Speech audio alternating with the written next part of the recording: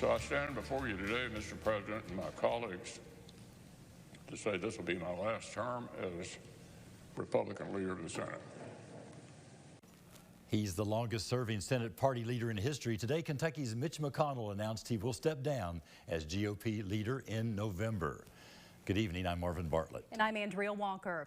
This was the scene on the floor of the U.S. Senate as Senate Minority Leader Mitch McConnell said it's time for the next generation of leadership. McConnell says he will continue to serve the state but won't lead his Republican Party after November.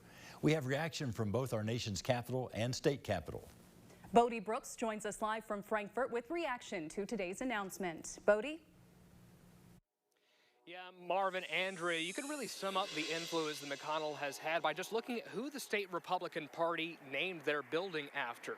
It was a surprising announcement on the floor of the U.S. Senate today. The longest-serving Republican leader in the Senate's history announcing that he is stepping down from that leadership post. Fox News correspondent Caroline Shively reports from Washington.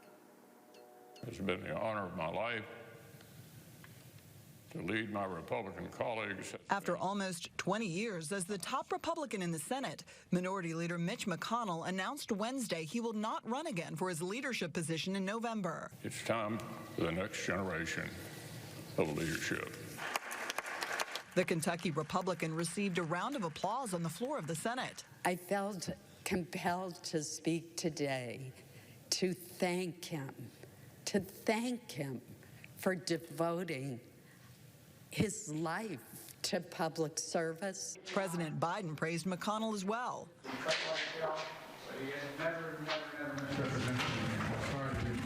But the 82-year-old also received some criticism from his party. I think we need to be moving on beyond octogenarians who've been screwing up this country for as long as I can remember. McConnell suffered a concussion last spring, followed by 2 incidents last summer where he temporarily froze on camera. He's also faced a rocky relationship with Donald Trump. And I had people opposed to me very strongly, including Mitch McConnell. The frontrunners to replace him include Senators Rick Scott, John Barrasso, John Cornyn, and John Thune.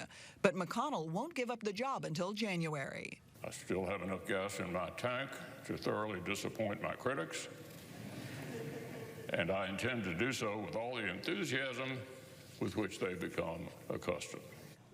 While he's stepping down from leadership, McConnell is keeping his seat. His term runs until January 2027. In Washington, Caroline Shively, Fox News. Now, while a lot of people are familiar with McConnell's influence on the national level, here in Frankfort, many lawmakers have a personal connection, whether it be through policy or on the campaign trail. Many of the lawmakers I spoke to today say they weren't entirely shocked by today's announcement, but they are sad at the influence that Kentucky is now losing in D.C.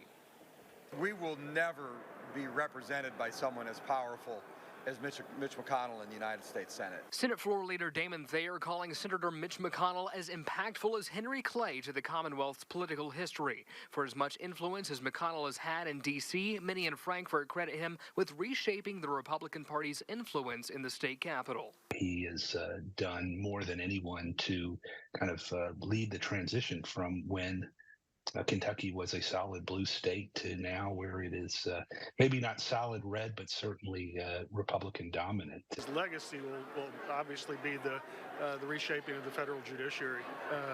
But I think that the history books will remember him very fondly. House Speaker David Osborne and Senate President Robert Stivers both saying McConnell's legacy will be the shaping of the Supreme Court during the Trump administration. The influence of those nominations and confirmation will last well beyond 2030, 2040, and even into the 2050s.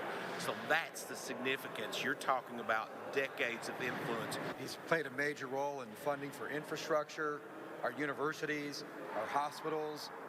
He's really gone to bat. You know, we're a medium-sized state, 8 electoral votes. The lawmakers I spoke to saying Kentucky is losing a heavyweight for bringing federal support on projects like the Brent Spence Bridge. But it did come down to Kentucky's interests. He certainly was willing to work across the aisle to make important things happen for the state.